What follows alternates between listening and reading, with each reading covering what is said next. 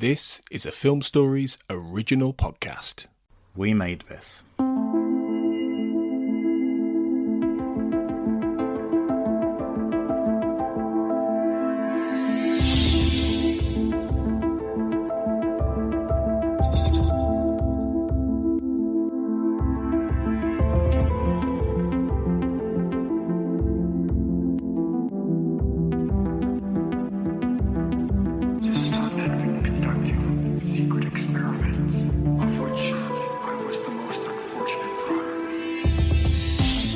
Welcome to the X-Cast. The truth is in here. I'm your host, Sarah Blair, and today my guest is Cortlan Waters Bartley. Hey, Cortlan, welcome back. Hi, Sarah. Thanks for having me back. What are we going to talk about today? The X-Files, right? That's why we're here. We are going to talk about the X-Files. What some might say is a pivotal episode of the X-Files. And what would others say? I don't know. It's fine. I don't know. Yeah, it's a big one. It's definitely a big one. Season 8. We're halfway through. And we're here to talk about Deadalive, the 15th episode of Season 8. So, okay, I've been wanting to ask you about this. This episode originally aired on April 1st, 2001, which... does the whole world celebrate April Fool's Day? Is that a worldwide event, or is it just an annoying thing we do in the United States?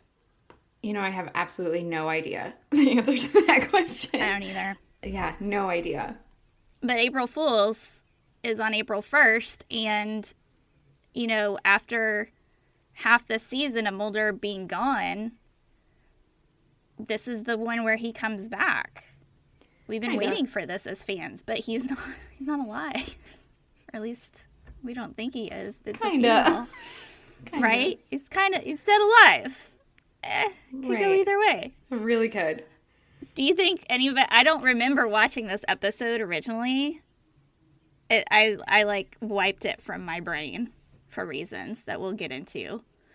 But do we think people watched this on April 1st and thought at the beginning it was like an April Fool's joke or something? Well, I mean, we leave them at the end of This Is Not Happening, I mean, with a pretty gut-wrenching assumption that Mulder is dead. Mm-hmm. And there was a big gap, I think, between the two, between the air dates. I think there was a pretty significant break where you, like, sit with the end of This Is Not Happening for a long time. I mean, I didn't because I watched it streaming, but... I think when they were originally airing, I think there was... It is funny that this would air on April Fool's, where we're like, here's another funeral for Mulder. Yet again. Just kidding. Back at it. Yeah, February, March, April. You're right. Right. It's a long time. Mm-hmm.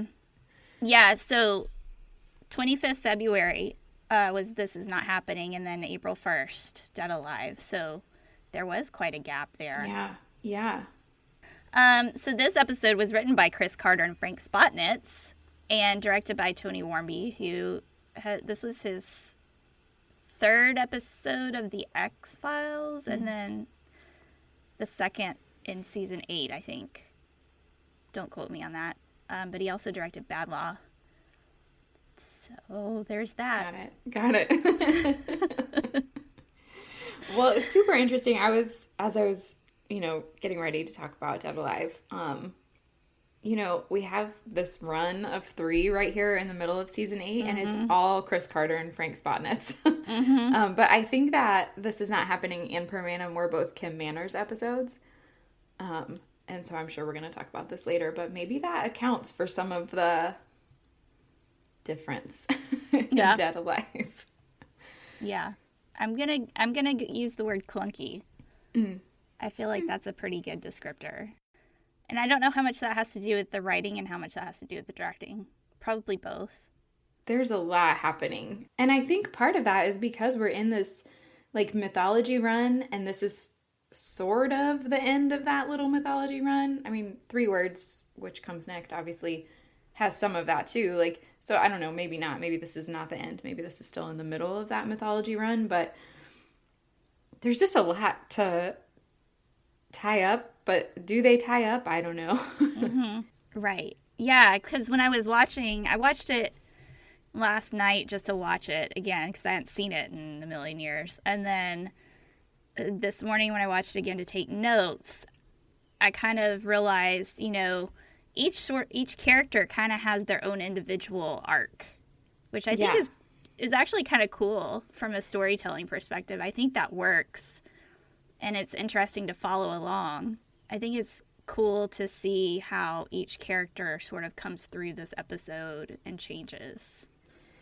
Yeah. Well, and there's so much, I think so much of it is hard to follow because, obviously, as we all know, I am a shipper, and I think by the time you get to this point in season 8, you are just very emotionally, invested and also a little bit distraught, and, Dana Scully is so clearly in a very difficult place.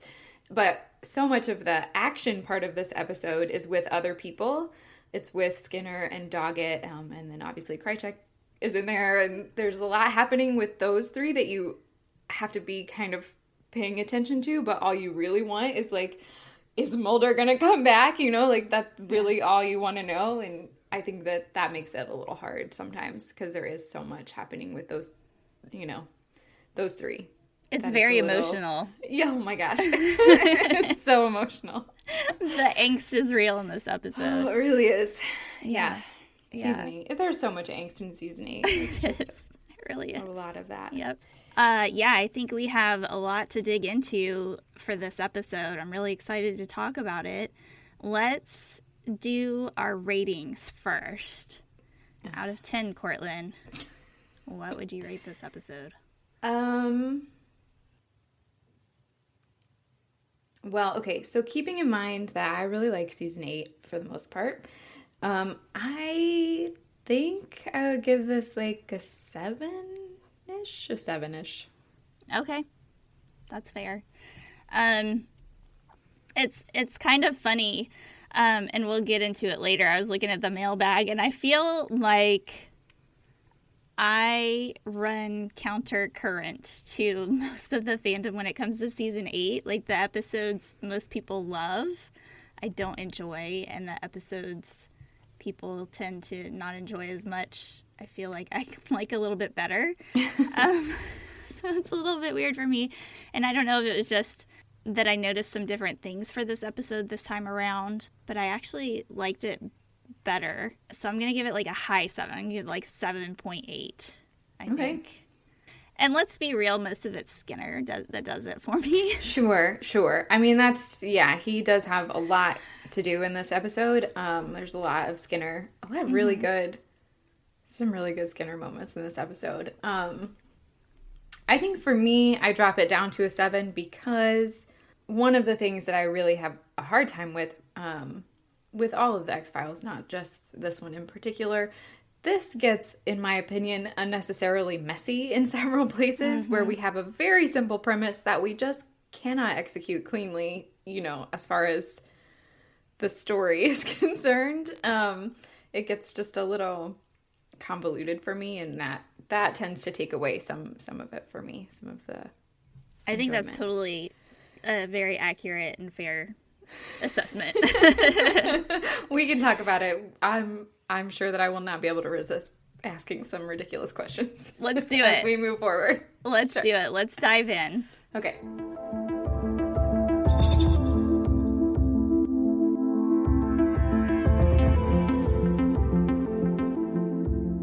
So we open this episode with the teaser, and it's Mulder's funeral.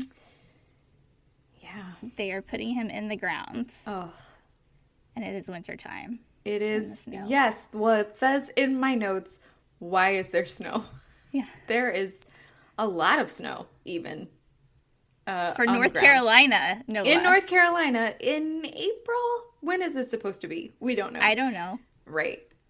This is one of my primary sticking points with, if you look at this plot too closely, who even knows what time of year it is, or doesn't make any sense. So yeah, there is that. The snow, I mean, it makes for a nice shot. I guess. I mean, you feel cold and desolate. So I guess that works. But they were still filming in LA, right? I think so, in which I question this again because the snow was back later. And they worked really hard for that, I feel like. And I don't understand why. I don't either. Because even again later, Skinner is going to say that Mulder was abducted last May. And it doesn't make sense. The time is very confusing. It is. And I find that, I am the kind of viewer that does find that irritating. I find that very irritating. So. Yeah. So aside from the snow, another thing that shocked me, why is Kirsch there? Why is Kirsch at Mulder's funeral? I don't understand. Of all the people in the world that may or may not come to Mulder's funeral, why is Kirsch there? He hates Mulder. He does. Maybe that's why he's there, though. You know? Just to make sure. Just to make sure he's going in. Yeah, I guess, right? I don't know. And I mean, I do think that the FBI is probably one of those places where, like, decorum and propriety are, like, important. Whether he liked him or not, like, Mulder was still one of his agents, and, you know, he died. So that's just what you do, yeah. It is what you do, right. That's what I just chalked it up to, I guess, but... Also because I think it's important... I mean, there are a lot of familiar faces in that crowd, right? Like, the lone gunmen are there. Maggie Scully is there, obviously. Like, it's important that we see all the people, I think. Right. I did have minor flashbacks to season 6, to Field Trip, with the hallucinated funeral. But that's okay. Yeah. I did love that Maggie Scully was there. I mean, of course she was. Mama Scully. She loves her Mulder.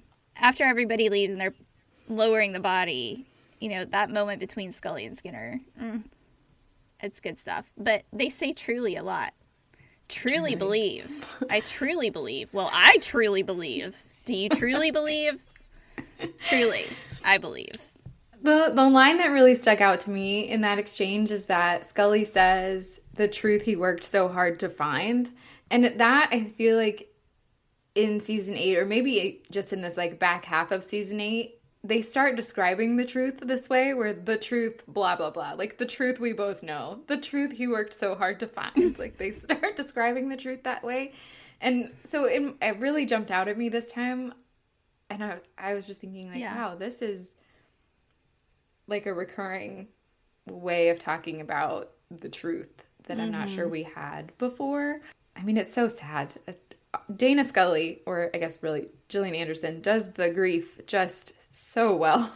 She really does. Well. There's so much. Anyway, that line in particular stuck out at me. And I'm not sure that I agree with her that the truth he worked so hard to find was never revealed to him.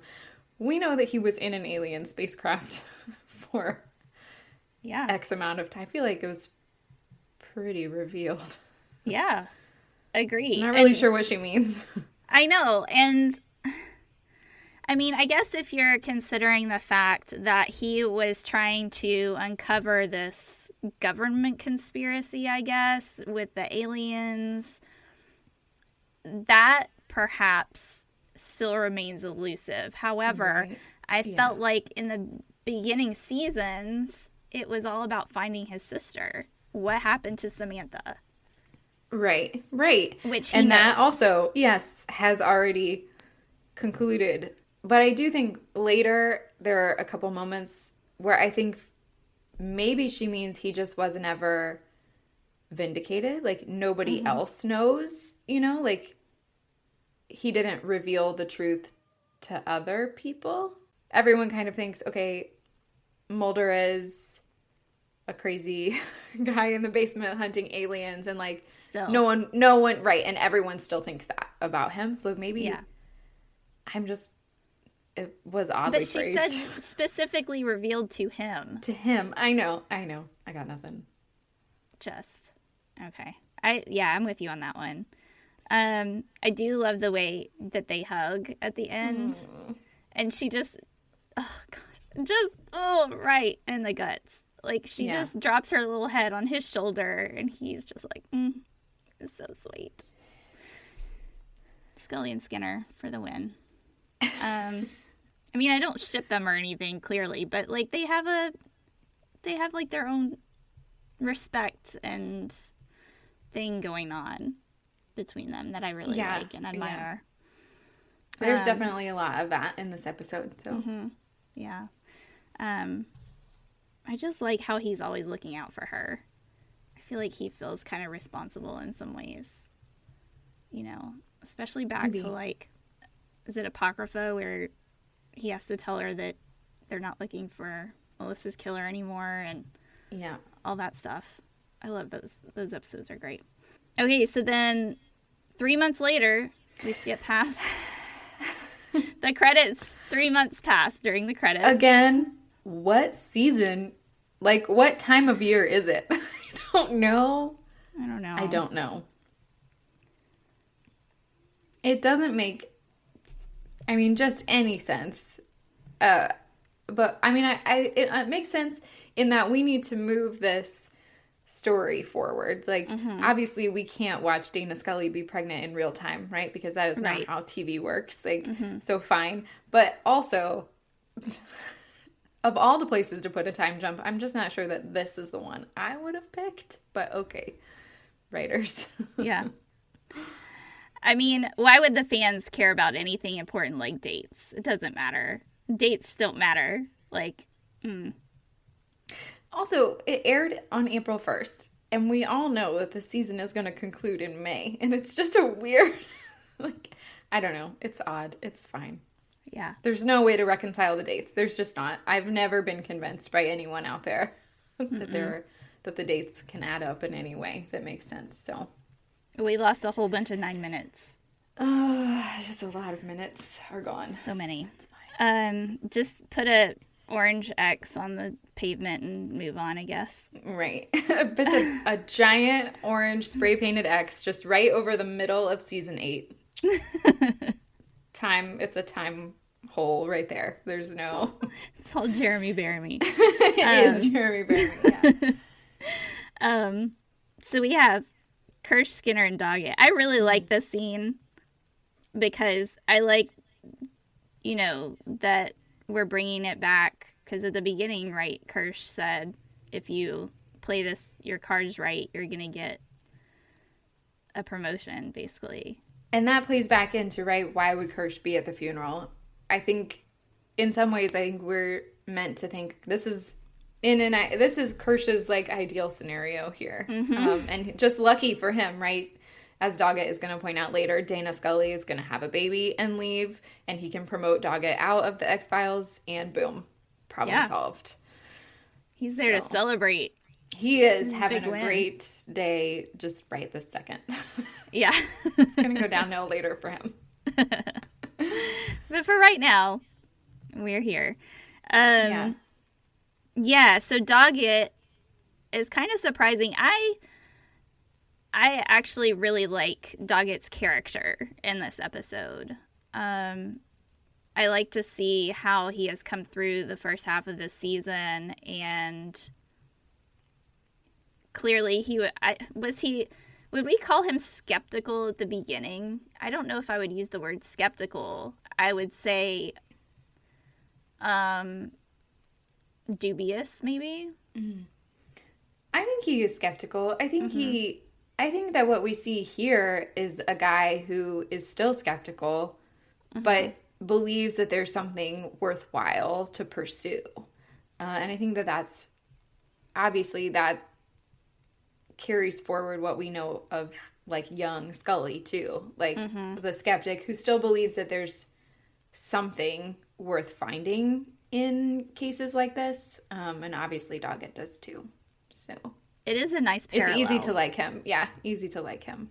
It is a nice parallel, yeah. And, you know, in the next scene, she basically says that. But here, when it's Kirsch, Skinner, and Doggett, I mean, it's very plain to see on Skinner's face that he's not happy about this, because he knows what's coming if Doggett gets promoted. You know, it's the end of the X-Files.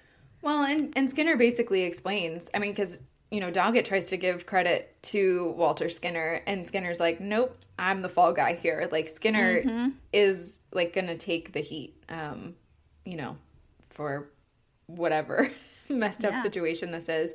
Presumably, losing an agent in the field, blah, blah, blah.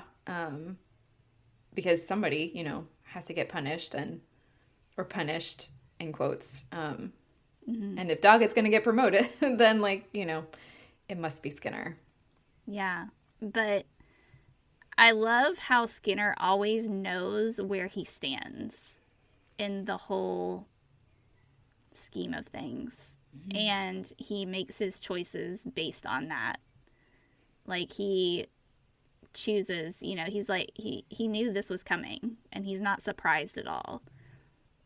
And he knows that all of his choices led up to this point. And he decided that he was going to side with Mulder and Scully, and this is where he is because of it. And I don't know that he's mad at that, but I think that he is very frustrated because he knows how this is all going to play out. And he feels really guilty because he lost Mulder. And, he's just got a lot of emotions going on. I agree that he definitely sees this situation as, like, the inevitable conclusion of the circumstances. And also, important to remember, 3 months have passed. Like, they have all had this funeral and then lived their lives for 3 months, like, grieving.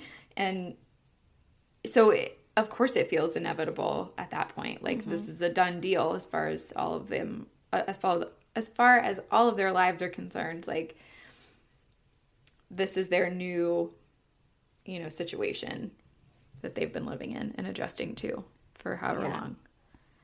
The angst, Cortlan. So heavy. Yeah. And I appreciate that Skinner gives Scully a heads up. Because she says, Skinner called me. Like, he goes straight to his office after this meeting. He's like, this is what's happening. Like, they're a team. They're a good team. Yeah. I thought that Scully in that scene, I mean, first of all, just a shout out to Gillian Anderson for looking amazing. Oh my gosh. Right? Scully hair for the win. Oh my God, right? Yeah. Looked amazing. But also, I thought that she was, like, surprisingly bitter in that moment where she, says to Doggett, like, get out while you can. And I think that was so good.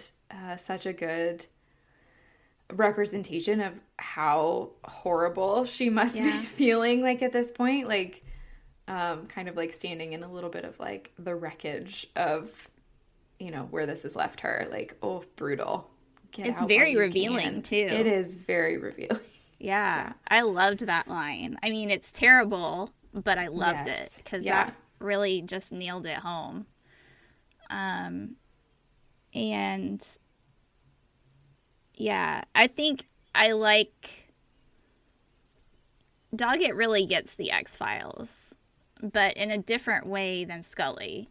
Because when Scully came on board, she was very excited to debunk the puzzles and to discover the science behind the mysteries of these paranormal and supernatural phenomenon that they were investigating.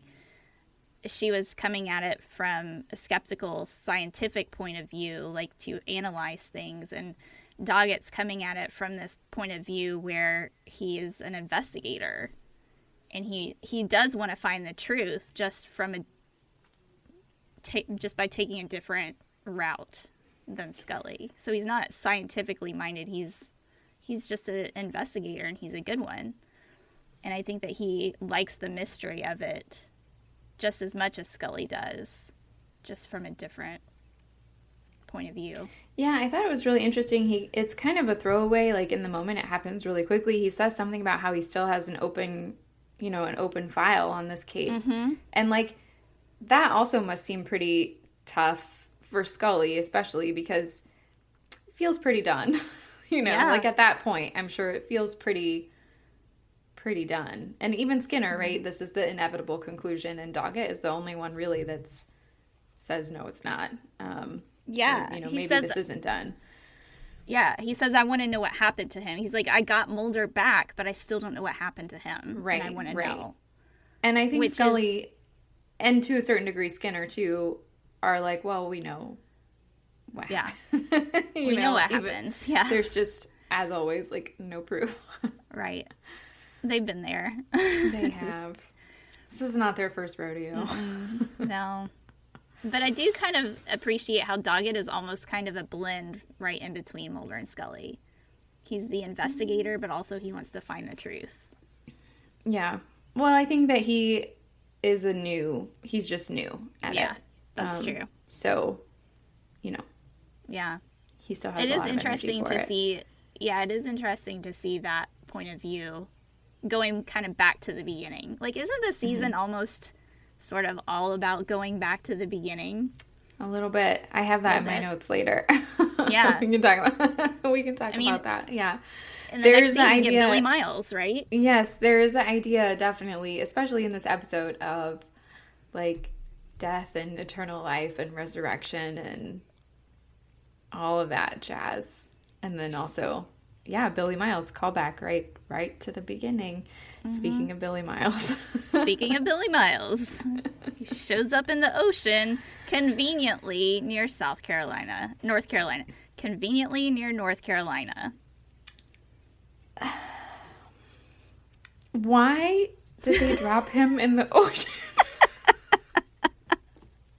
Okay. Like, did they have bad aim? They can't just put him down somewhere that makes any sense at all? No. All I can think about right now is Kate McKinnon on SNL. Right? She's like, I don't know how y'all got laid down nicely in a field when I got wound up on the top of the...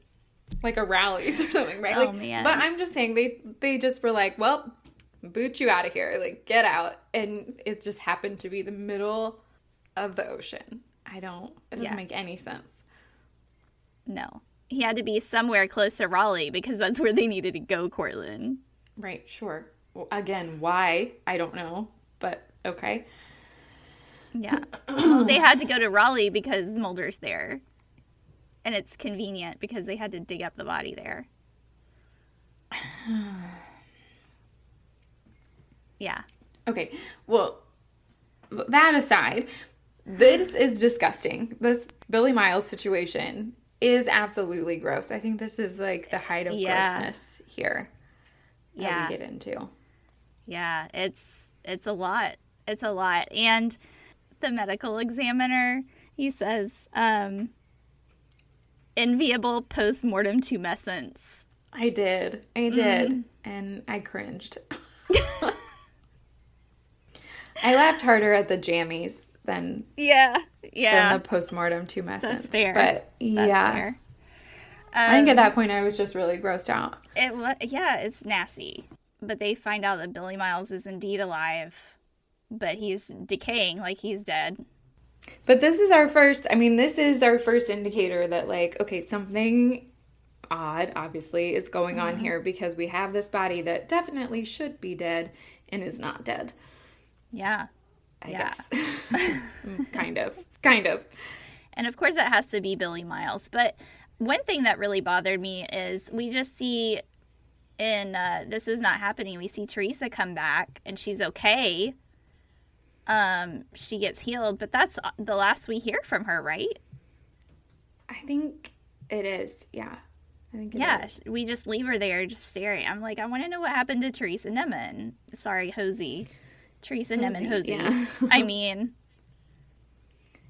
she's kind of important, I feel like. But yeah, I agree. Whatever. I agree. And I think this is where we maybe get into the part of this that if you think about it too closely, it stops making sense. I mean, they dropped him in the middle of the ocean. So they must have thought if we just leave him in the middle of the ocean, he'll eventually do what we need him to do. I don't know, right?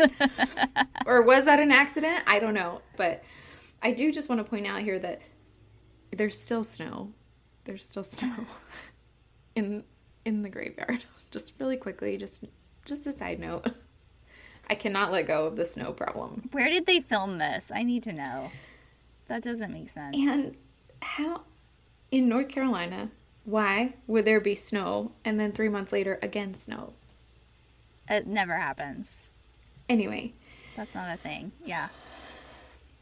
But also, this is where we have that conversation, right, with Doggett and Skinner, where now they have role reversed here, where Doggett was the person who wanted to still pursue this case, and now, obviously, he thinks that Skinner is insane for wanting to dig up. Bonkers, yeah.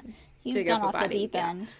But what is his, well, see, that's the thing, is, like, he says he wants answers, and now they could potentially get them, and he's like, don't do this. I don't understand that. Which, I mean, it makes sense because Scully mentions it later when she tells him, like, that was the wrong choice. But I really... do you think it's because he wants to protect Scully?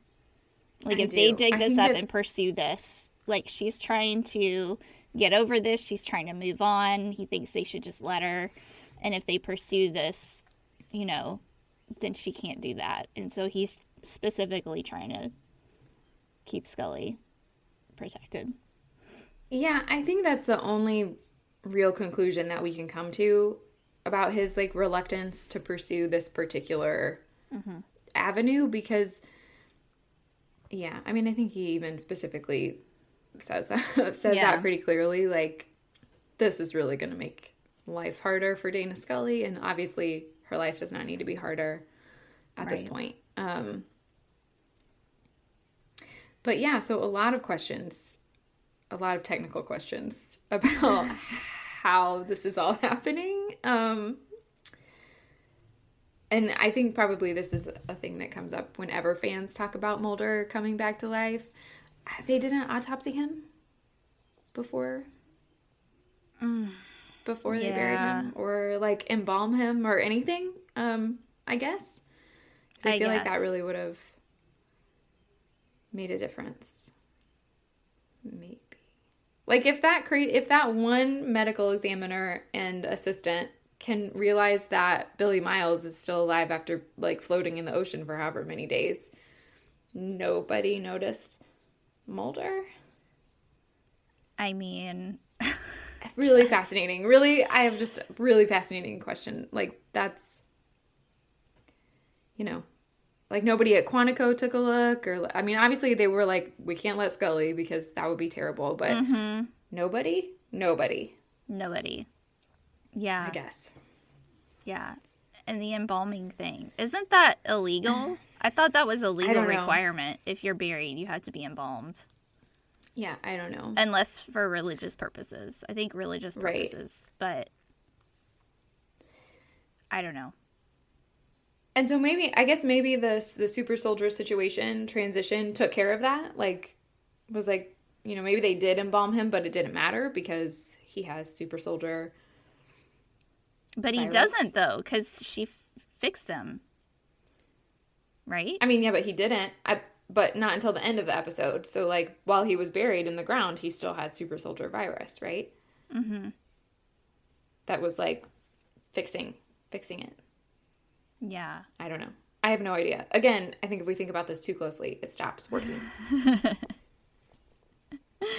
Agreed. Yeah. It's a lot.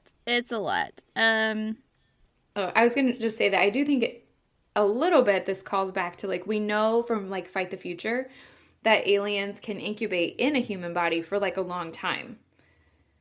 Like, if we make them cold enough, like, if we keep the bodies cold, or, you know, this is a process, and it can be manipulated. Like, we know that from Fight the Future and subsequent, you know, yeah, but stories. Even back in, what was the other episode? Zero Sum? No, not that one. What's the one with when Mulder's cold, and she has to keep him cold, and she saves his life again from the exact same thing. Mm-hmm, mm-hmm.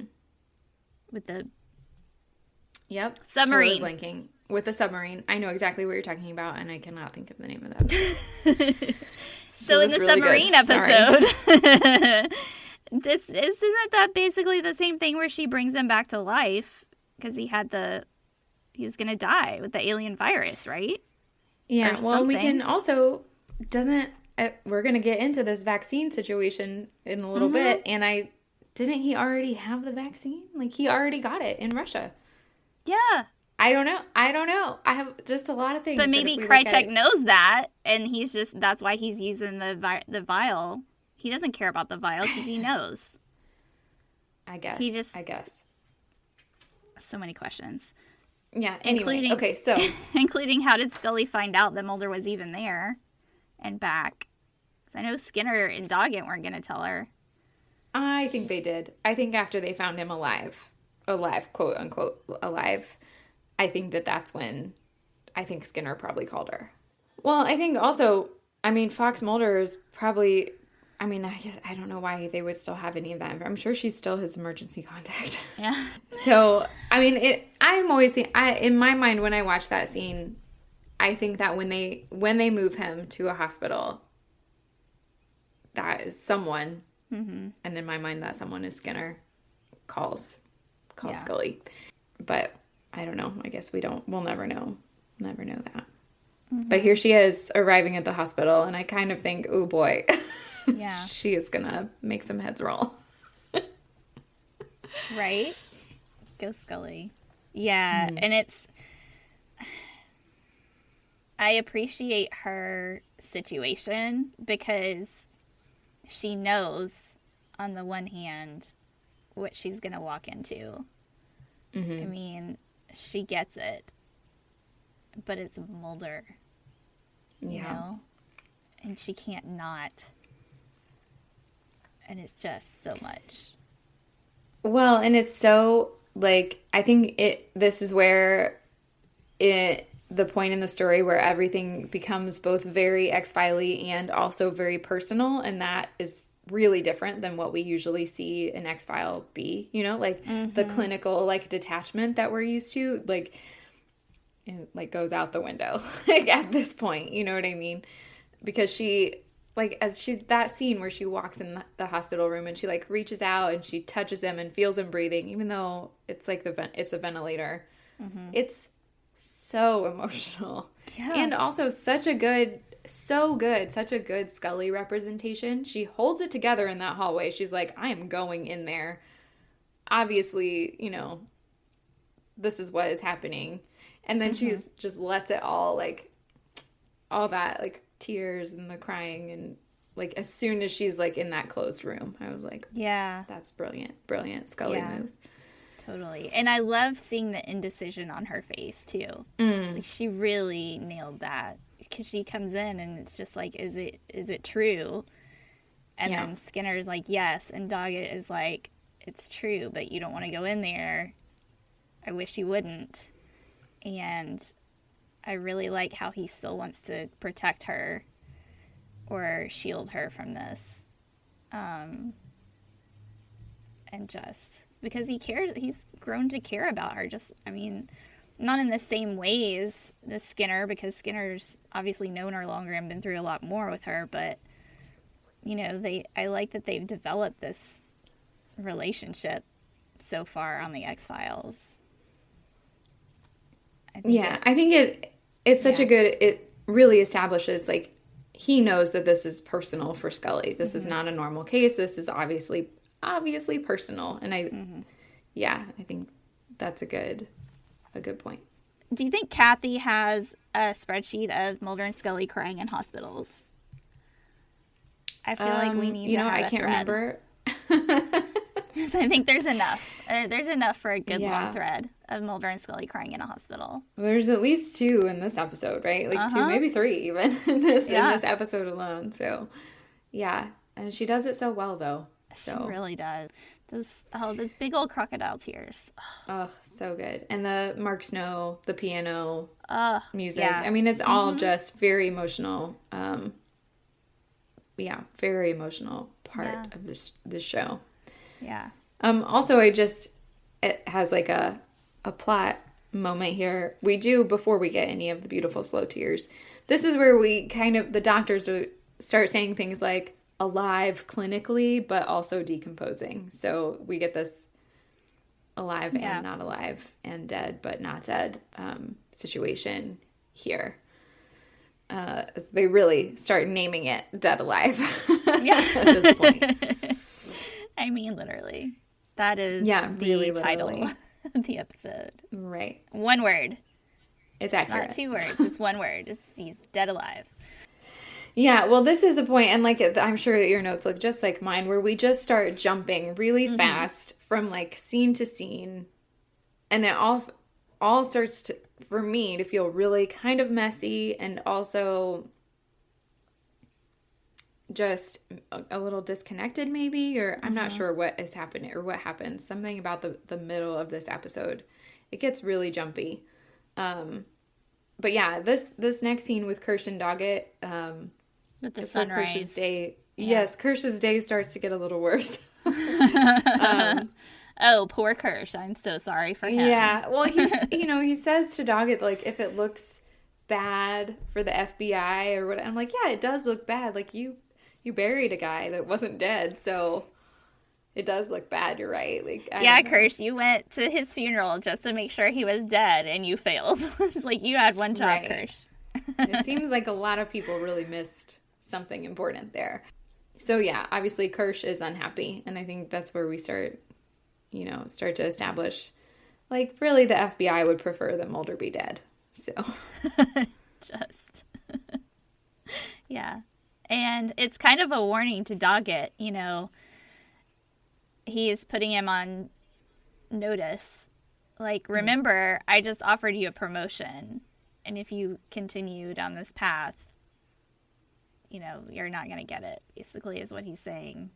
Yeah, he says something about, like, this Mulder thing, like, let it go. And I'm not sure that that's really an option at this point, at this stage. Like, you can't just let it go. Let it go how? How? I don't know. That doesn't make... I mean... But, I'm not sure what he wants him to do, exactly. Or stay out of it, I guess. I don't know. Yeah, unclear. Yeah. And then we go back to Billy Miles. This is where Scully sees the 2 heartbeats on the monitor, which, is that even possible? I don't know. I'm not sure. I don't know anything about She sure doesn't think monitors. So. No, I don't know about monitors. I don't know how that works. But it is anomalous. She pulls I'm a doctor line again. It is Dana Scully's least clear I'm a medical doctor moment. This is when she's the least clear ever. I love how the nurse is like, who are you? And she's like, I'm a doctor. I'm with the FBI, and we used to know Billy Miles. And the nurse is like, uh-huh. Right. Okay. I mean, this is weird, but okay. I guess it's fine. I do think that this, especially kind of like following up from that previous Scully scene into this one, like, this is where I think it's so clear how intermingled the, like, work part and the, like, personal part are for her at this point. Because you can kind of see investigator Scully, but then also she says, I was just hoping there was some sign of improvement. Like, she's fact-finding, but also for personal reasons. Right. And it's just really, I love that part of her part in this episode, how intermingled the, like, personal and professional part get for her at this point. Because I think that's something that's going to carry through later. Like, that's going to, I think, carry through and, like, further develop as the rest of the season, like, goes. But I like that for her. Well, I also appreciate that she's not just going to sit there and be sad over Mulder. She's going to try to do something, Yeah, like, of course. Very Scully, of course. But, I mean, they could have just let her do that. I like that she at least has some agency where she's going to try to investigate and figure out an answer to help Mulder. Yeah. She's at least thinking about it at this point, Yeah. And Billy Miles just looks gross. He's just laying there being gross. Still disgusting. Yep.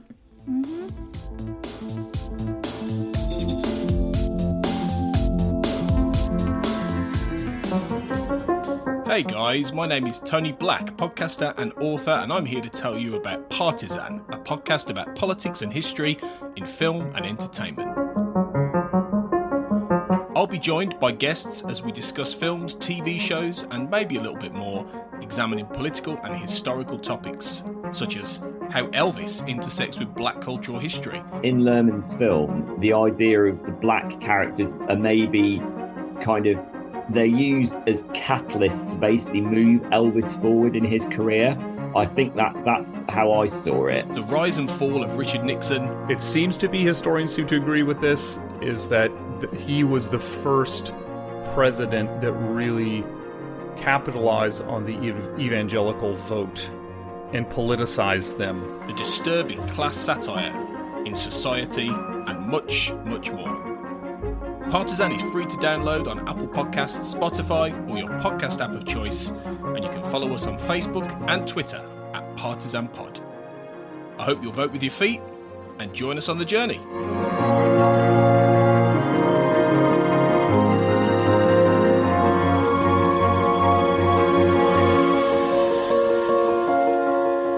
Hey guys, this is Stephen Williams.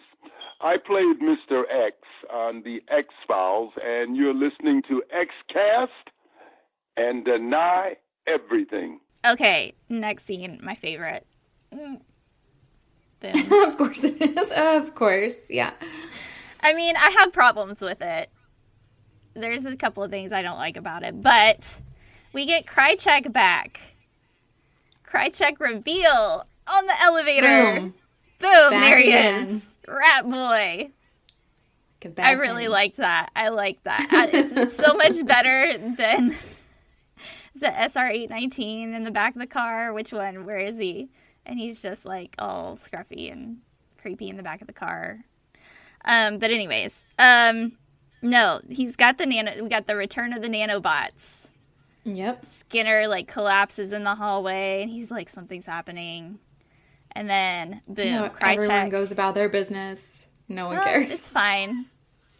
She's like, are you okay? And he's like, yeah, I'm fine. He's like on the floor collapsing. But it's fine. And then she's just like, okay. Cool. It's all good. And then Krychek appears with his little nanobot machine. Mm-hmm. His little nanobot remote control. I really think this episode is not flattering to the FBI, like in any sense, right? So far, they have buried a dead guy that is not all the way dead, and also not recognized Alex Krychek when he came back into the FBI. I mean, Alex Krychek is in the elevator with Walter Skinner, though. Yeah. Nobody cares. Nobody cares. I mean, he's like, how did you get in here? Through the sewer, because he's a rat. He does ask. Yeah, he does ask, how did you get in here? So that's my answer. I like to think that Krychek has a secret way into the FBI. He knows there's a way, and he tells them, he's like, you need to just go to hell because I'm not doing anything you say. And then he like ramps up the nanobots, and immediately right after, Skinner's like, okay, what do you want? I'm like, come on, man, that's not Skinner. He's gonna like fight it. He would end up in the hospital first, I feel like. Before he would give in to Krychek that easily. Well, I think as soon as Krychek offers a way to heal Mulder, I think that any of them would listen. I actually really question why Krychek doesn't go directly to Scully, personally. But all right, nanobots, we got it. But he doesn't say that right away to Skinner. No, he doesn't. You're right. Yeah, so and did you think of the Davy train when he says all aboard? Yeah, of course. I was like, all aboard the Davy train, cousin Davy. Yeah. You're rolling in with the conductor. Crossover time. Do you want to talk about if the vaccine was real or not now, or do you want to wait until later? Yeah. No, I think we should talk about it because yeah. First, will we call it a vaccine if I mean, he already has the spire. I'm not sure that we would call it a vaccine anymore, but okay. No. A cure. Yeah, I would have called it a cure, but there is that. But I think, too, one of the things that is odd to me is that if this is the same vaccine that Scully gets in Fight the Future, then isn't it also the same or close to the same that Mulder got already in Terma or Tunguska, whichever one it is, in Russia with Krychek? Krychek was there. Well, I think he Isn't that probably... Yeah. Isn't that probably how Alex Krychek even has it? Like, because he was part of that. Or he just has a bottle of brown water. Yeah, it could be nothing. Could be nothing. For sure. You know? For sure. And he's just using the idea of it to get what he wants, which is Scully's baby to not happen. To die. Yeah. I don't... Yep. Just a lot. I mean, of course. Of course. I mean, in my mind, that is the inevitable conclusion of this season, is that obviously this baby is in danger. Obviously. Why would I guess they established in Permanum, right? Yeah. Yeah. Some questions about that, sure, have already come up. Just certainly. carrying that line through, I guess. Yeah. Do you think... Alex Krycek, though. Is Krycek working for himself or for whatever shadowy people exist at this point? Yeah, I don't know. I think that's a really good question. I think Alex Krycek is almost always out for himself. Like, and maybe his interests align, right, with certain other players. But I think he sees alien invasion as obviously dangerous and bad. Or I don't know. And in particular, he sees this baby as a threat to him or his well-being, I guess. Well, if he, assuming, because William is like the perfect hybrid or whatever, right? So we're told. So we're told. So maybe he knows that already and he can see what's coming. And he knows that if this baby comes to be, that it's going to cause a whole lot of problems later down the line.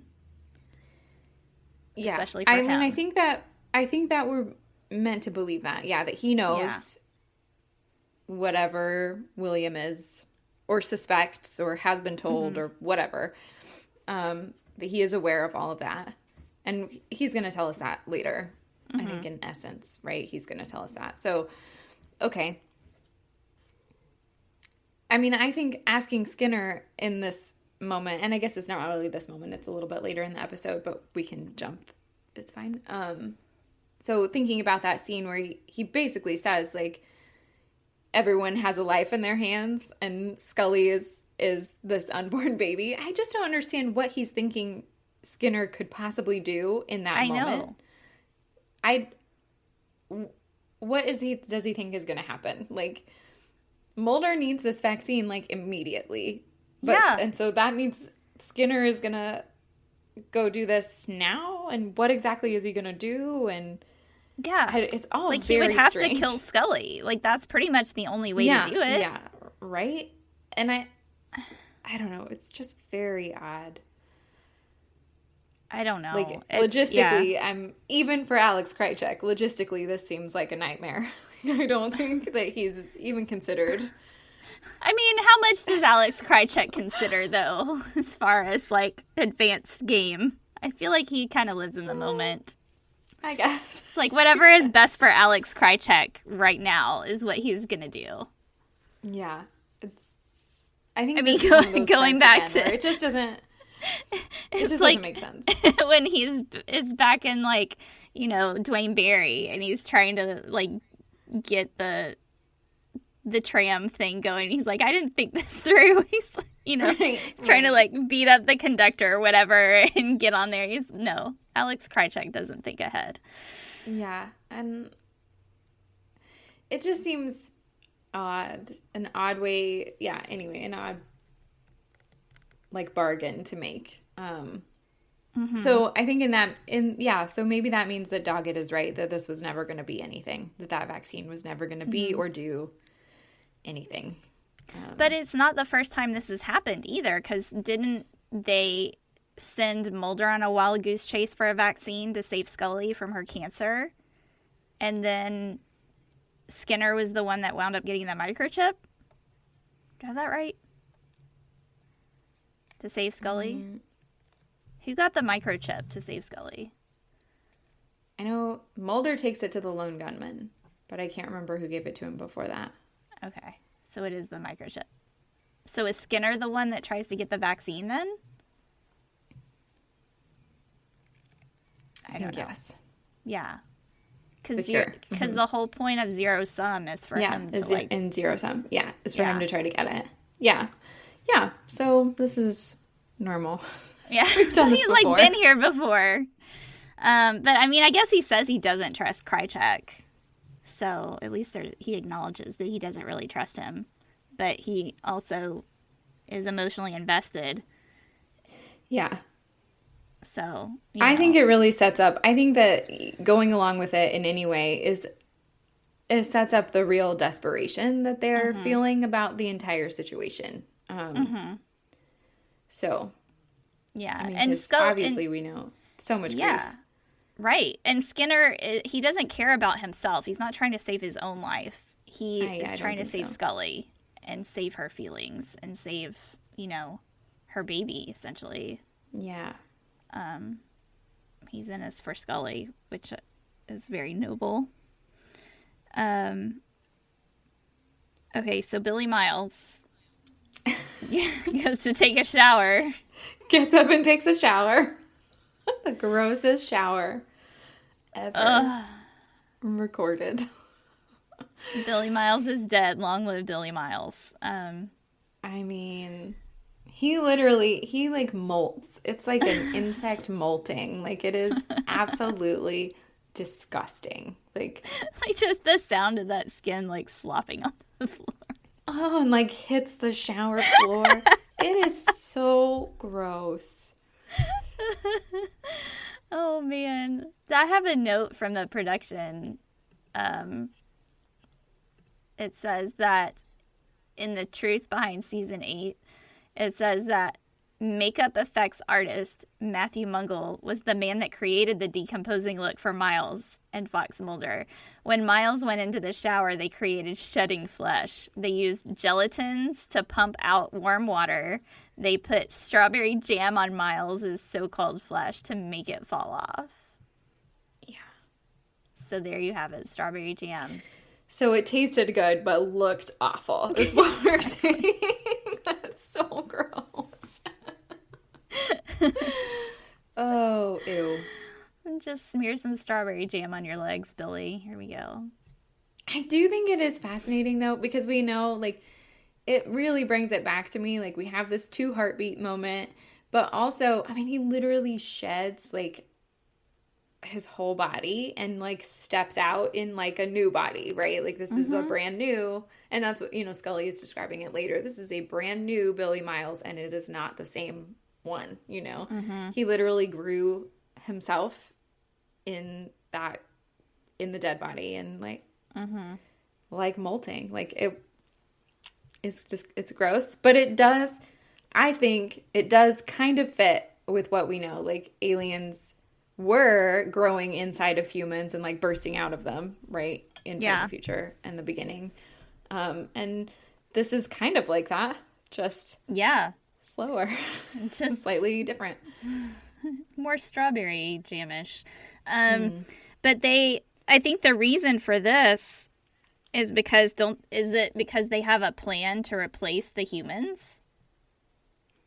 And that's why, because he says he says that they're, this is later.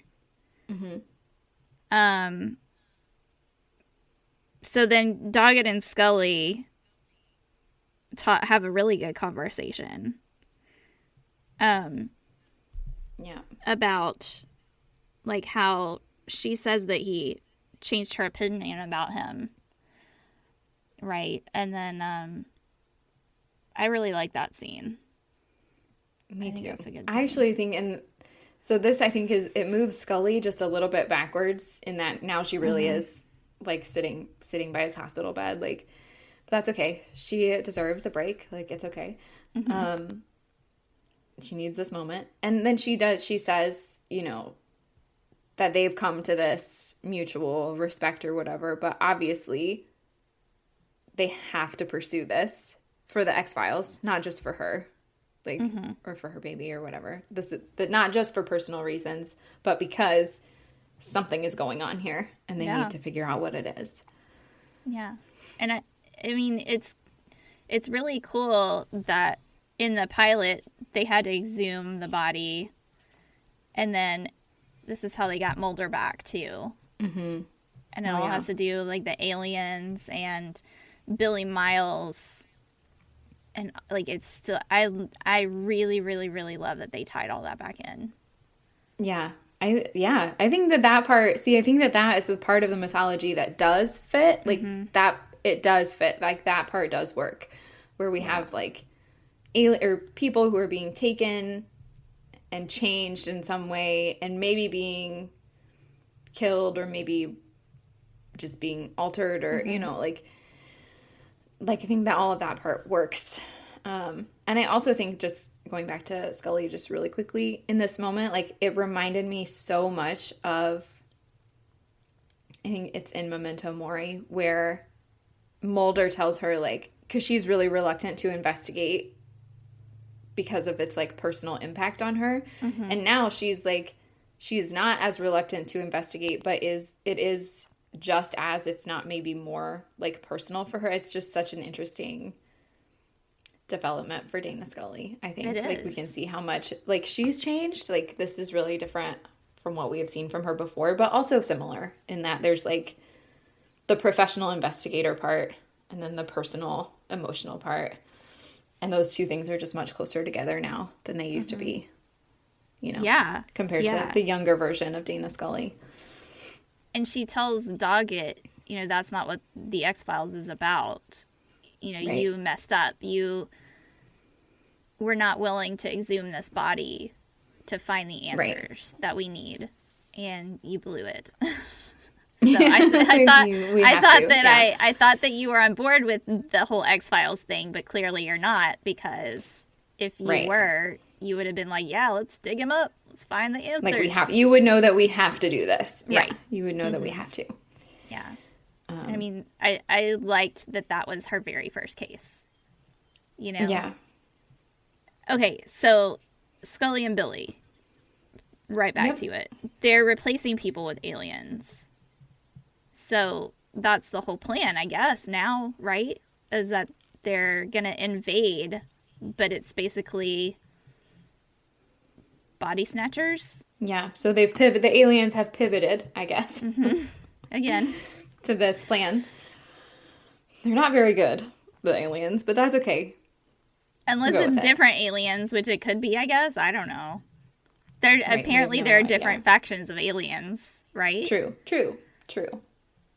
We don't know which aliens these are, but I would assume it's the same ones from the beginning, because Billy Miles.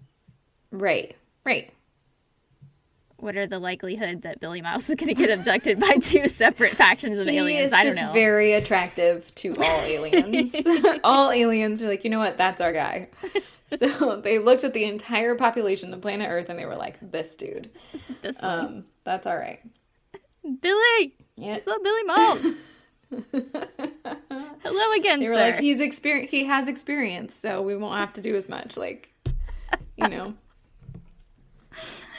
It's fine. Anyway, so, but yeah, so I think we see Investigator Scully is coming back a little bit here, because she's going to try to figure out what the heck is happening with Billy, not Billy.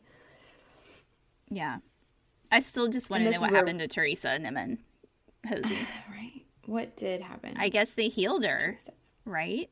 Well, Jeremiah Smith healed her, right? Yeah. Yeah, but But did that mean that he made her an alien, or that he made her human self? I have always understood he's an alien that too. to mean yes, but I've always understood that whole "this is not happening," and hopefully whoever is doing "this is not happening" talked about that right before people listen to this one. That Jeremiah Smith is healing people for real, like healing them back to their human selves. So he is an alien who is trying to thwart the other aliens from invading Earth with their body snatcher people. That has always been my understanding. Okay. That is how I have looked at it. Maybe it's not. Maybe that's not how everyone sees it. Yeah. I'm just trying to wrap my brain around this.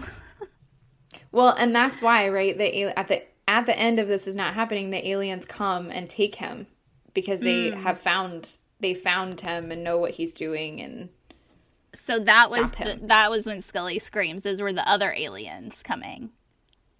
I got it. Well, I think they're all the same aliens. But Jeremiah Smith is like in the resistance, the alien resistance. Oh. Right? Okay, sounds good to me. But they obviously they need to stop him from stopping the super soldiers. Like, okay. So they come and take him back out of that compound before he can heal Mulder. But not Absalom. What does Absalom have to do with it? Is he a human? Yeah. And he's just helping. Right? I don't know. Well, he's an enlightened human, as we learn. He has that whole conversation with Doggett in this episode that we see almost none of. Where he explains what's happening to Doggett, and then Doggett explains it to us later. Yeah. Okay. So then, yeah, that really annoys me because in this other scene, Scully and Doggett have this conversation. She calls him downright bullheaded. You don't believe this, and he's like, "Well, do you believe?" And she doesn't answer.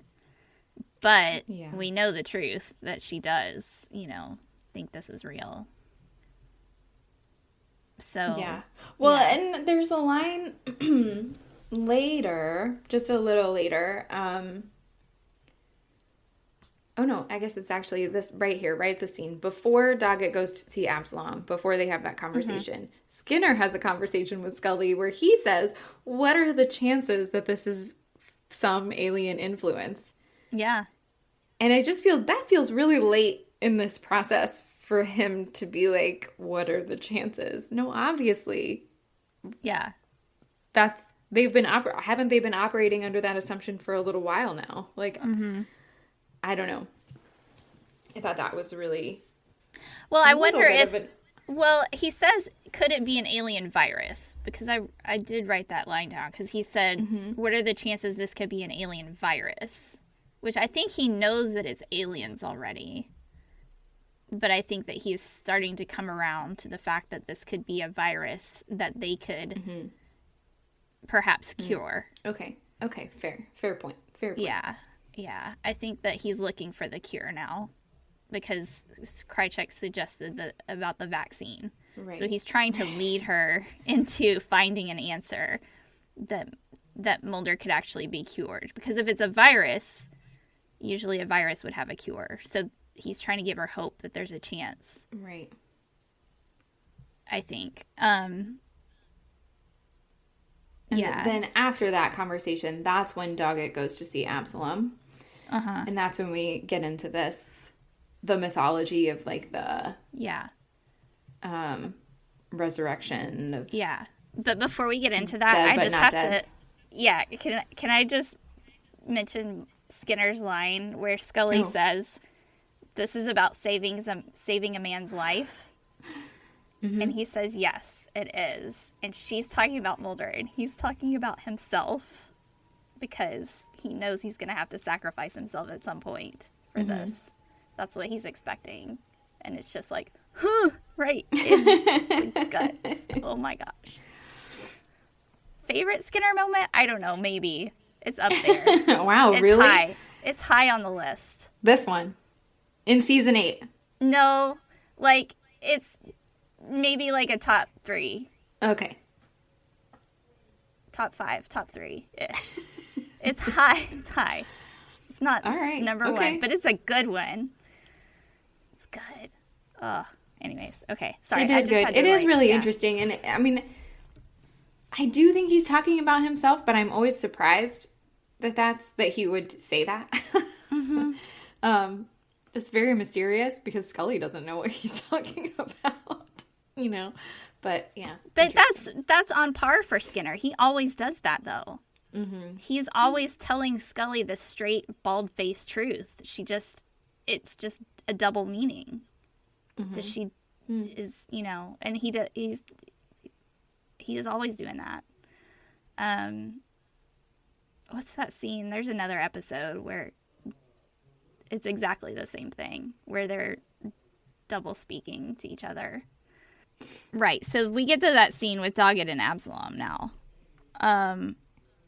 Can I just say I really like how Absalom's face is half light and half shadow.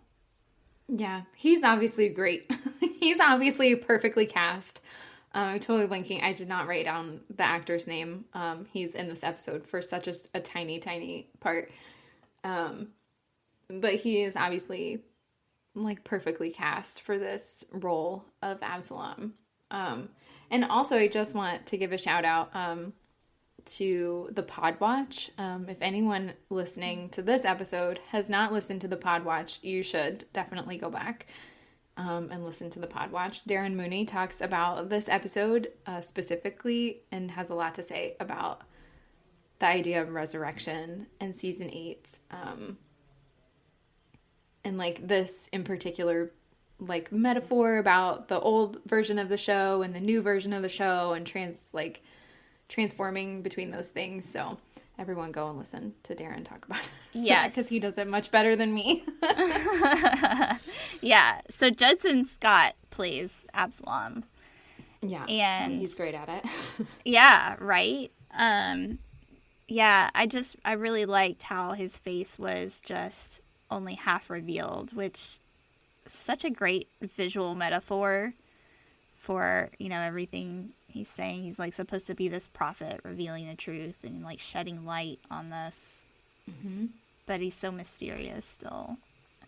Well, and I think what this scene does is, well, first of all, it reminds us after the long, long gap between This Is Not Happening and Deadalive that, remember how we already kind of knew this from the previous episode, but also it shows us that we're now pursuing 3 different like tracks, right, of information here in this episode, where Scully is studying Billy Miles and how he's not the same Billy Miles that he was before.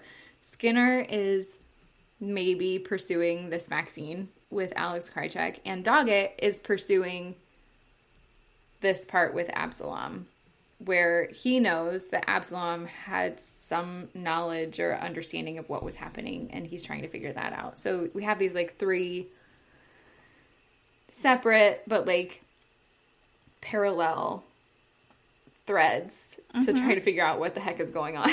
And it is very confusing, I think. They all kind of get really messy in here, but that I think is what's happening. They do get messy, but I mean, there's also the part, we need to talk about how, like you said before, Doggett talks to Absalom about this, and then he comes back and tells Scully, but he doesn't believe Scully at first.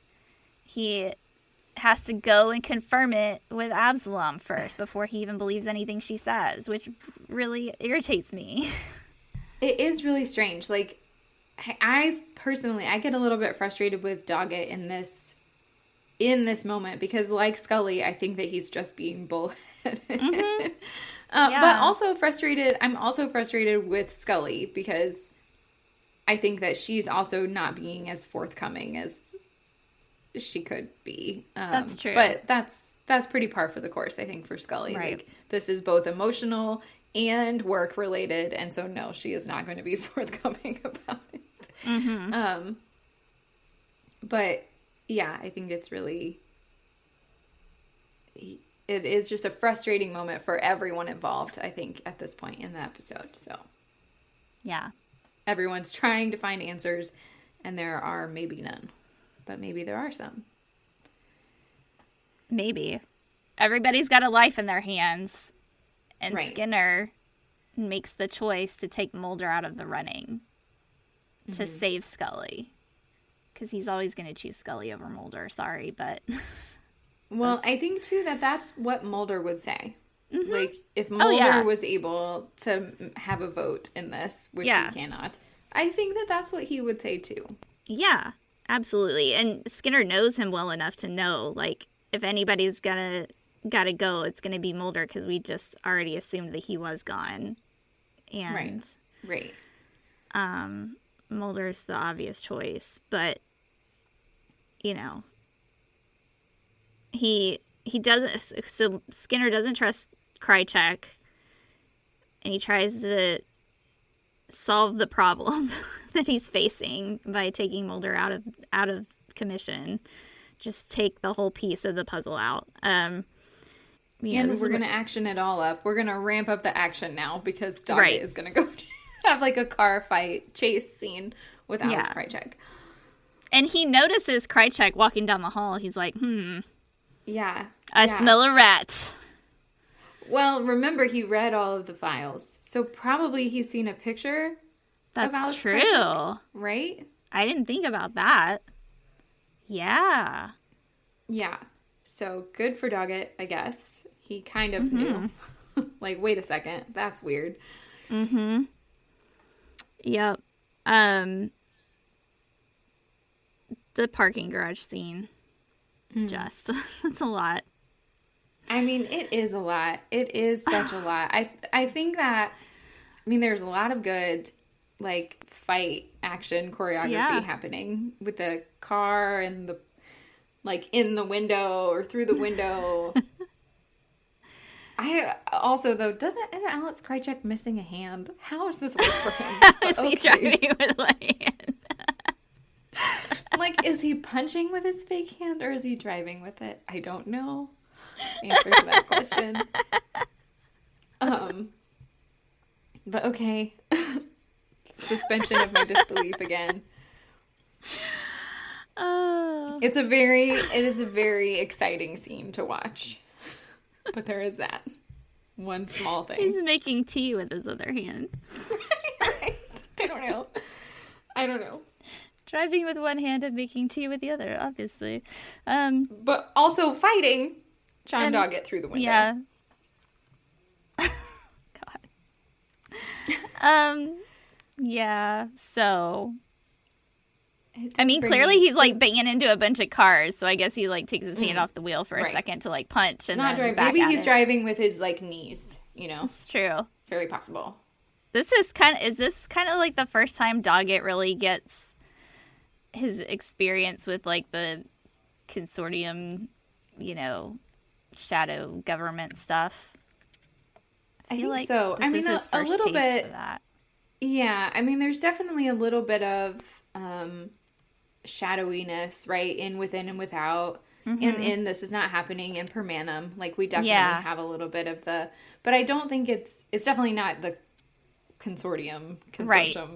You know, it's a different kind of shadow. So, yep, face to face with Alex Krycek, who very helpfully is going to show and tell the vaccine. He's going to hold it up. And this is what you want. It's the vaccine. Yeah, for very Mulder. For Mulder. In case we're not emotionally invested enough in the existence of this vaccine. But it works. Literally show and tell in the parking garage. I know it works. I know. It's cheesy and it works. I know it works. I'm gripping my chair watching this. Ugh. I'm invested. Right? Yeah. I think that's why I liked this episode a little bit more, because I feel like it kind of throws back to the good old days. And the big drama with the myth arc stuff. Yeah. Yeah. I mean, it sure does. It sure does. And then he dramatically smashes it on the floor of the parking garage. Yeah.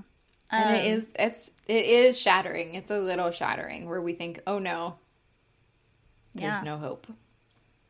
Mulder's dead alive again. Dead. Still. He's not going to make it. Right. And then Doggett goes back and he tells Skinner, you weren't wrong. Guess what? Skinner knows what's up. Oh, yeah. Krycek was up to no good. Are we surprised? Are we shocked? This is my shocked face. No. Not shocked. And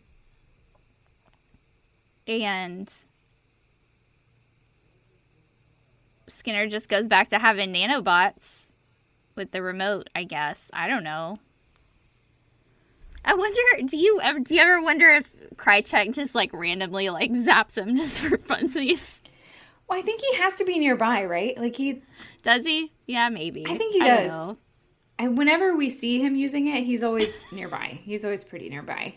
So... Well, do you think maybe, like, he would just go park outside of, like, Skinner's apartment building or whatever and, like, zing him once or twice, and Skinner's in the shower and he's like, oh, damn it, Krycek. Right, I guess. I don't know. Fucking Krycek, man. No. Leave me alone. I don't know. Not a toy. The nanobot's not a toy. That's a fanfic. So Scully says that Skinner actually saved Mulder. Yeah, well, again, so confused by this part in particular. We've been here before. This has happened before with the ice. Right. That's a really good point, one that I was not thinking of. Mm-hmm. But also, I'm just not sure how it fits with the aliens' plan. So the aliens... So in order to save the person from becoming a super soldier, you have to just let them die? But if you put them on life support... If you put them on life support like we did for Billy Miles, then they do become a super soldier. She said that it was advancing. It was hastening the process. The life support was hastening it because... And then if you just leave them alone, it just takes longer. Right. Okay. I guess. So they dropped him in the middle of the ocean on purpose or maybe on accident. We don't know. But the thinking is he will just eventually, out there in the middle of the ocean, turn into the super soldier. Mm-hmm. Okay. And I guess swim back because can't the aliens breathe underwater? Ooh, some of them can in the revival, yeah. Oh, no, Yeah, I guess also in, like, the beginning, he's in, Yeah. like, the cooling tank or whatever, yeah. So the aliens can breathe underwater.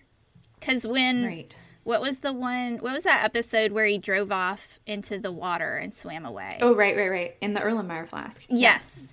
Yeah. Right. Okay. So by pulling Mulder off of life support, we've slowed it back down. Mm-hmm. They made his temperature drop. Mm-hmm. But he's still alive. So then they're going to give him not antibiotics, but because it's a virus. Antivirals, right. Yeah. Thank you. Right. This is the other point where I'm like, wow, this is convenient because it turns out we don't need this vaccine. Maybe because Mulder already had it, but okay. We don't need this vaccine. We can just treat this like we would treat, like, the flu, I guess. I don't know. Antivirals. And it's fine.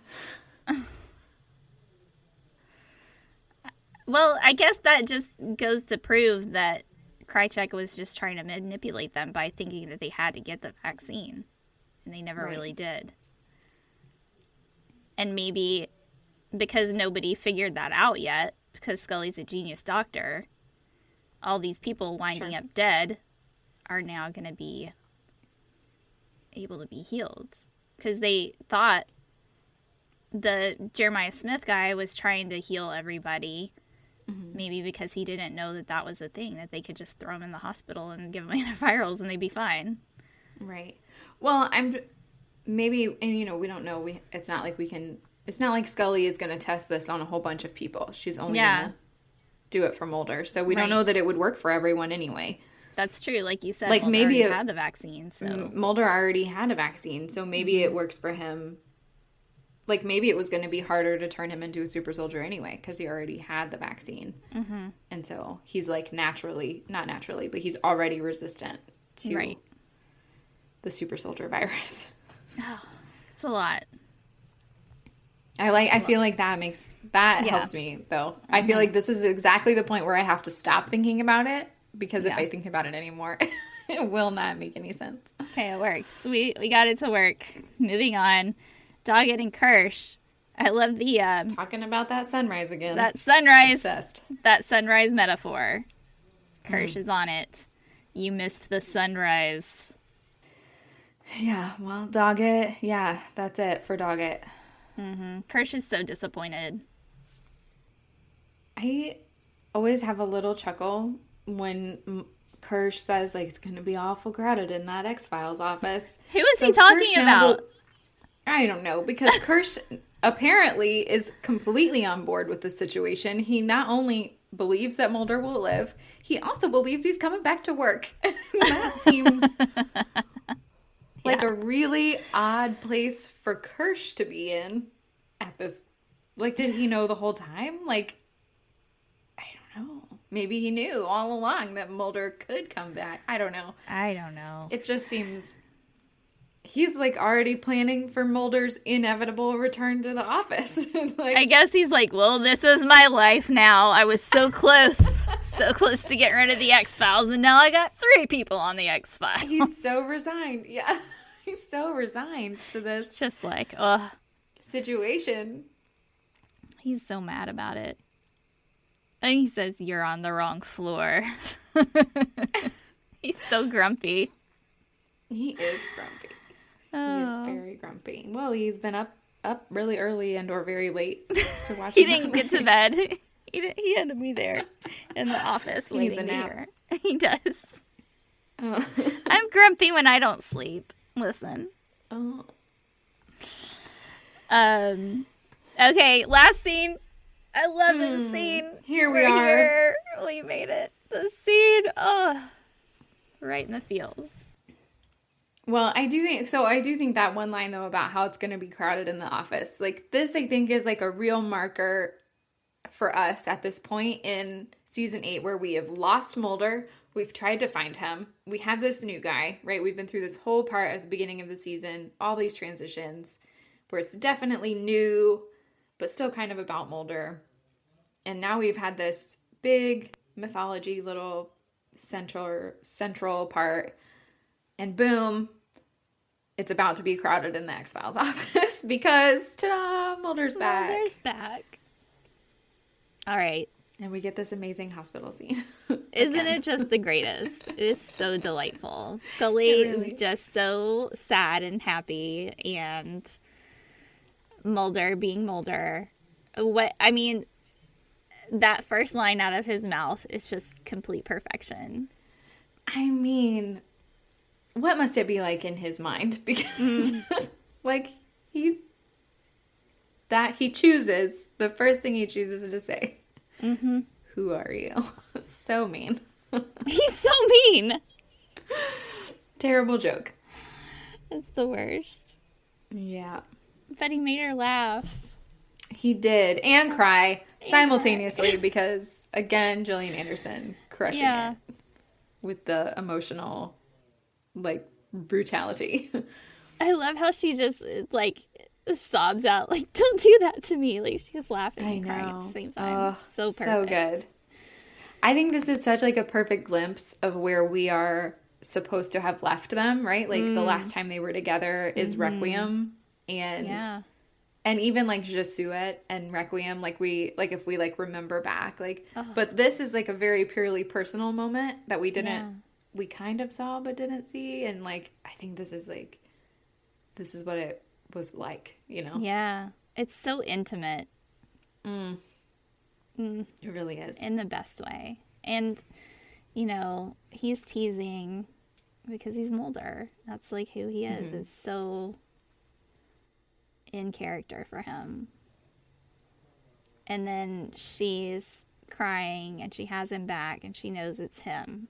And I think that's really important because, you know, Billy Miles was not Billy Miles. This is Mulder. He's back. Right. Yeah. Because it would be difficult for the alien to fake fake that. Yeah. Like, and then no one's going to predict that situation. Right.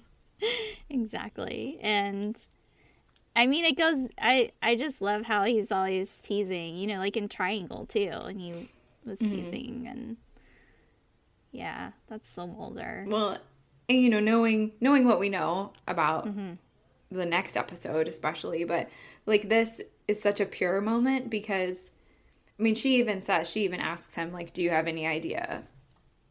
And obviously no, he does not. And so there's no baggage yet to come out of any of this. And so it's just really pure and like relief and like happy.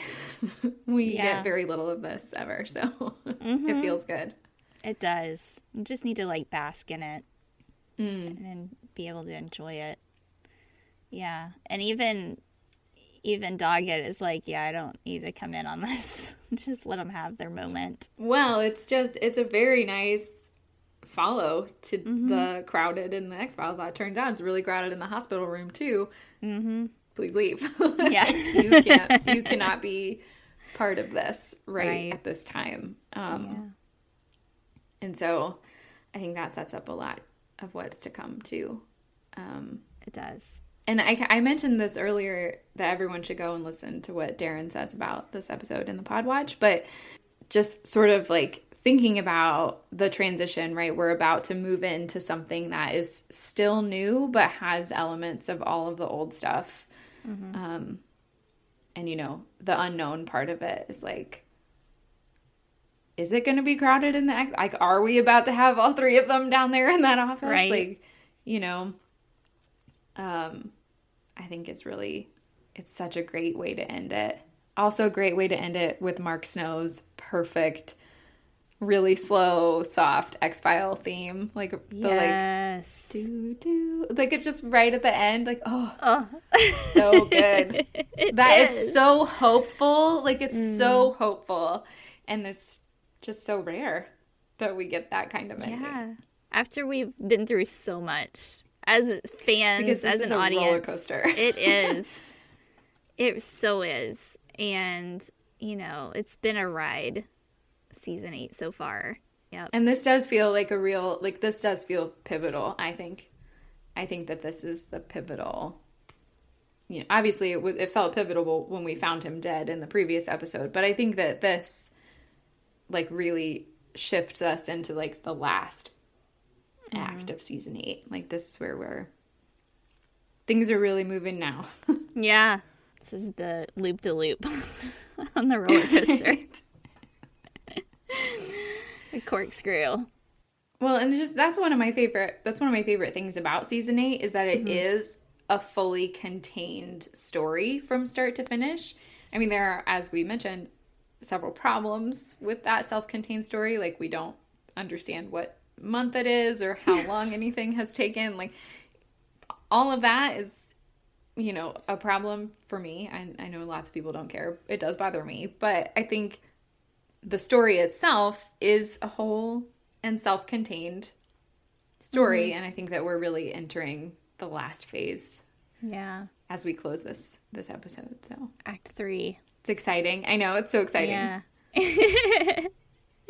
All right. Do you have any additional thoughts? I think that sums it up pretty good. We can head over to the mailbag and see what our listeners... let's do it. Yeah. Let's see what our listeners had to say.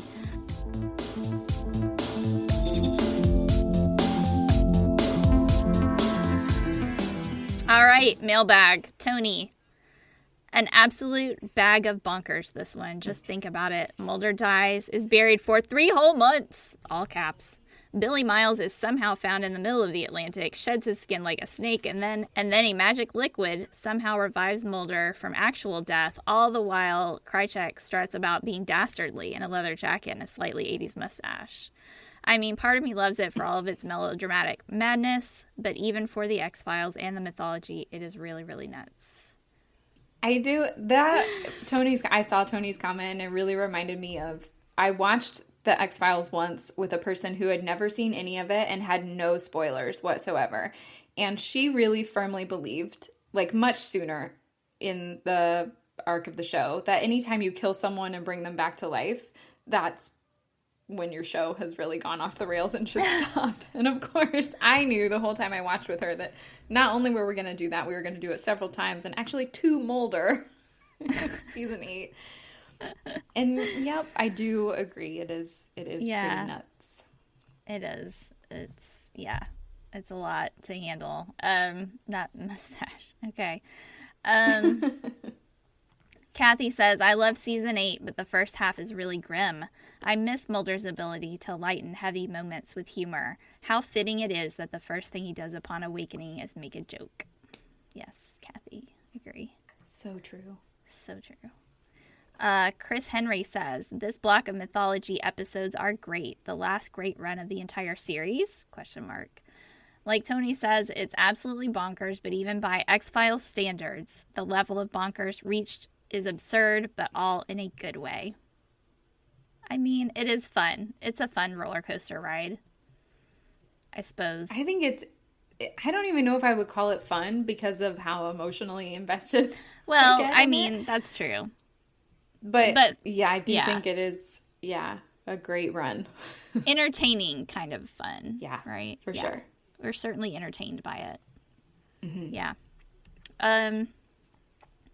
Liam says, at times, a series of set pieces glued together by expectation, the episode is perhaps the furthest the series ever tipped into, quote, pure fantasy, but it contains some memorable imagery that elevates its more eyebrow-raising elements.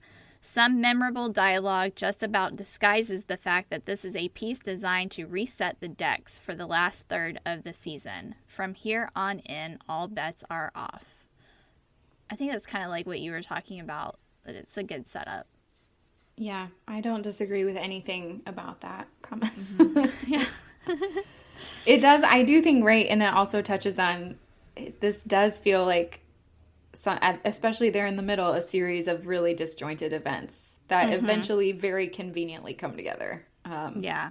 With no real explanation. Yeah, and I feel like this episode is a little bit smoother than Permanum. I felt like Permanum was just all over the place and had a really hard time keeping up with that one and losing my sense of disbelief.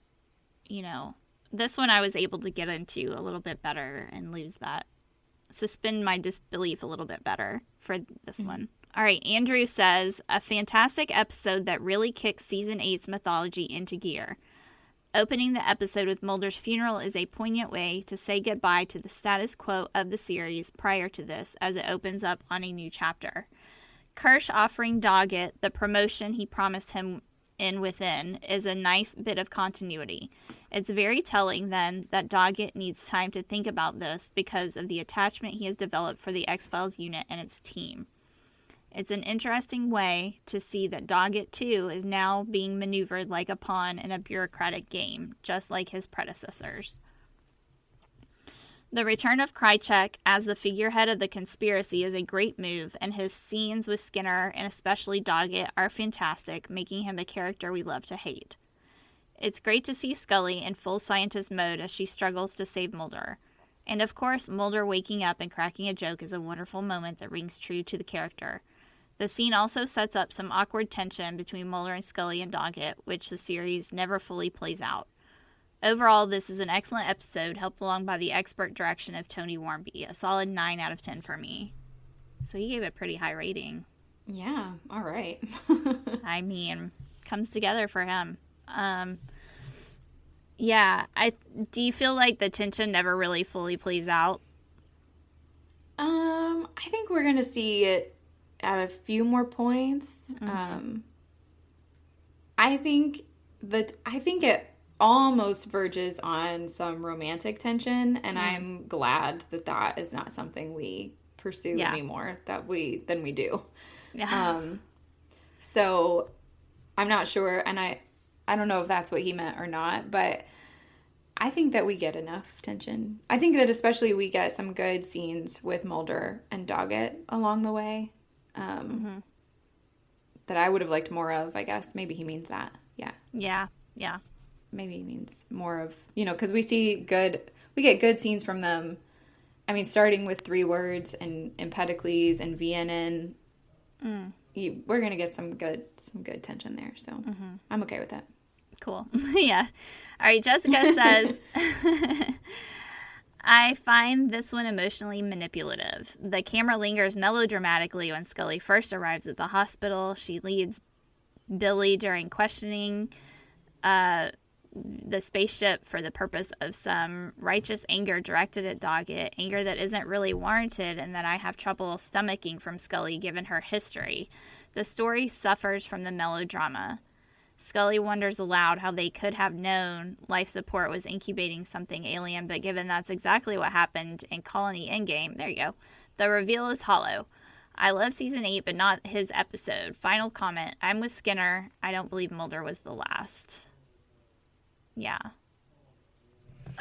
Yeah, I think all of that is also fair. Yeah. All of that is also very fair. I also think that it does verge into some emotional manipulation. This one actually less for me than the 2 that come before it. Yeah. But that's, that's just me. So I could totally see where that would be true. depending on each person that's watching. Right. Yeah, I mean, I had to turn off Permanum. I was like, I can't watch more right now. I had to watch it and, turn it off and watch the other two a day later because it was just too much. Yeah. I mean, it's all just, especially if you're someone who identifies with Scully, like on any level, it's really hard. I think it's really hard to get through some of it. Yeah. Christopher Lieberman says, I like the bit where Krychek bites Doggett's hand. I also think his entrance in this episode might be his best dramatic entrance. And he has a lot of them. But use the nanobots! That ultimatum he gives Skinner makes no sense unless you want to believe that he was trying to manipulate Skinner into turning off the life support all along. Ooh, didn't think of that. The vaccine... he destroys in the parking garage was definitely for show. Just saying, he looks good though. I do not care for the scenes without Krychek. Yeah, well, Krychek is I think he's such a good figurehead to bring back as like a reminder of like our old school consortium days. Yeah. So he does look good. Do you think he got that leather jacket from Tina's Leather Emporium? He bought it in honor of Fox Mulder. Like maybe he was like, it's his own personal tribute to the possibly dead Fox Mulder. I do really enjoy Krychek scenes.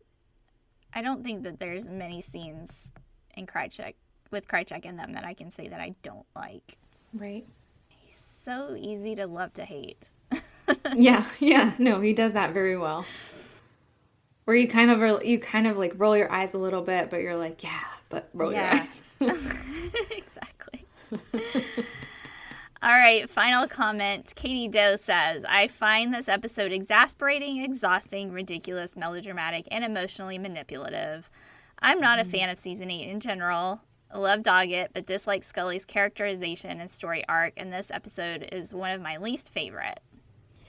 I think that season 8 is one of those things where you're probably either going to love it or hate it. Like, I don't know very many people who feel ambivalent about season 8. And I think especially for Scully, I think season 8 and season 9 are a tough sell for people who like want her to be the same, or want her to, I don't know, or just want to go back to the like, especially like season 3 or season 4, like kind of investigator, because it gets really tied into like personal stuff for Scully. And I think that's really different.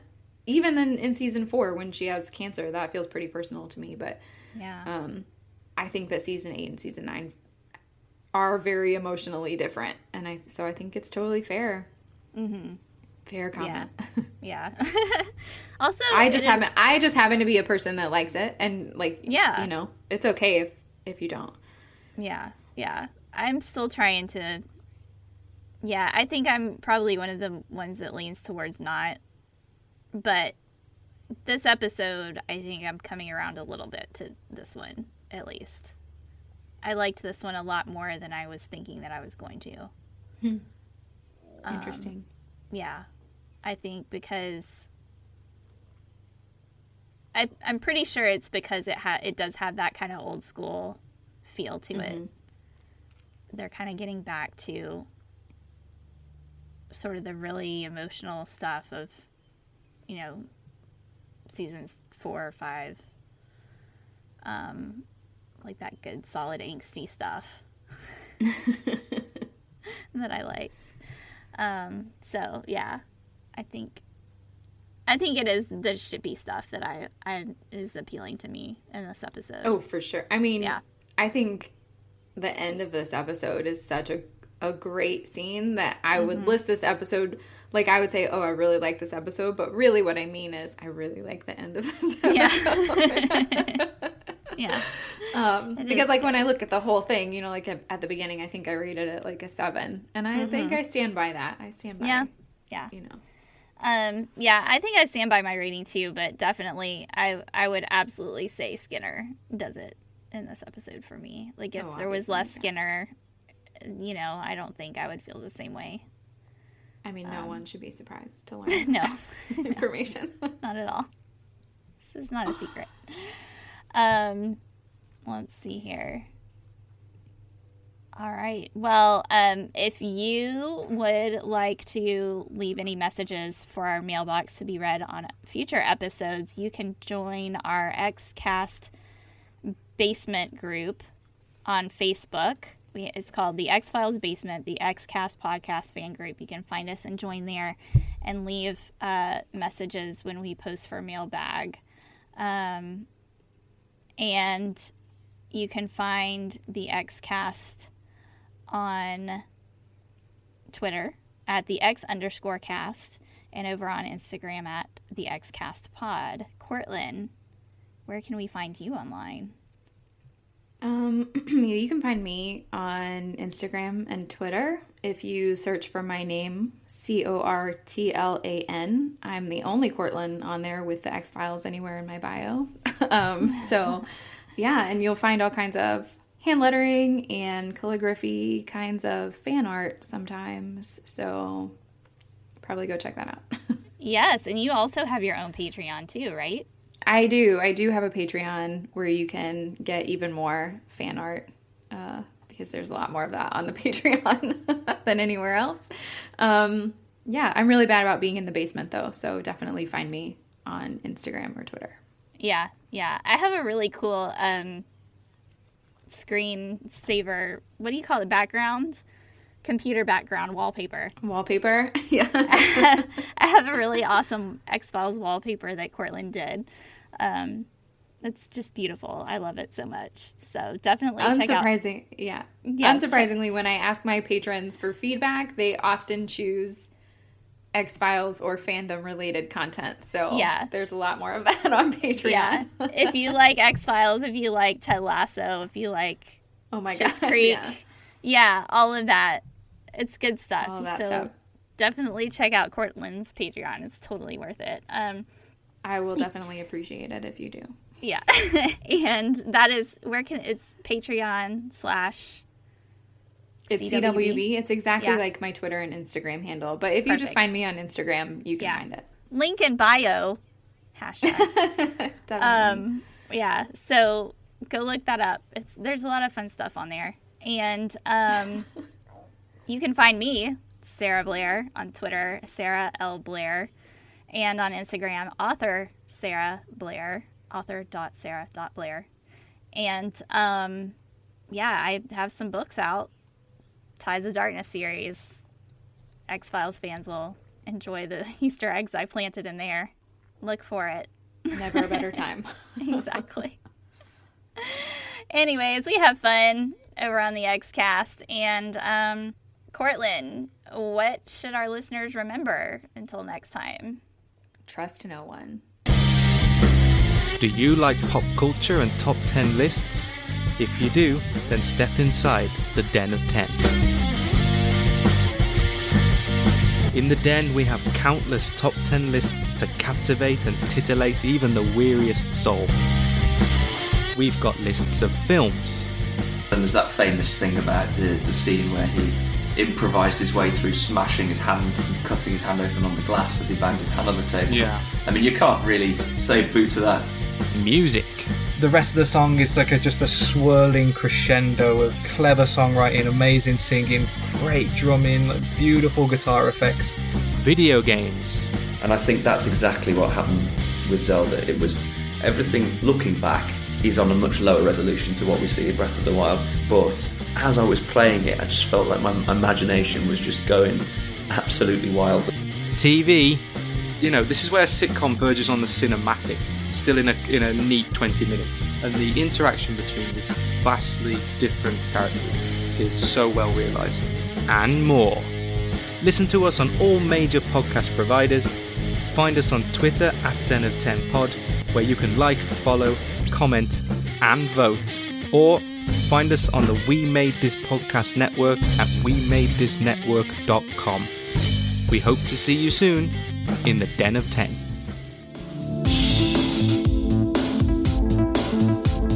The XCast and X-Files podcast was created by Tony Black. and is produced and hosted by Carl Sweeney, Sarah Blair and Kurt North. You can find the podcast on Twitter at the X_cast, on Facebook by typing in the Xcast, and in our group, X-Files Basement, the Xcast podcast fan group, and on Instagram at the Xcast Pod.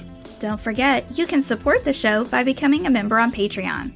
Our patrons get early access to episodes, behind-the-scenes chats with our hosts and a thriving community of X-Files, and other premium interviews and specials. To find out more and subscribe, you can go to patreon.com/thexcast. That's patreon.com/thexcast. We are also part of the We Made This podcast network, full of popular culture shows, including our Millennium series, The Time Is Now. You can find all of our shows at our website, wemadethispod.com, or via Twitter at wemadethispod. Thanks for listening and keep watching the skies.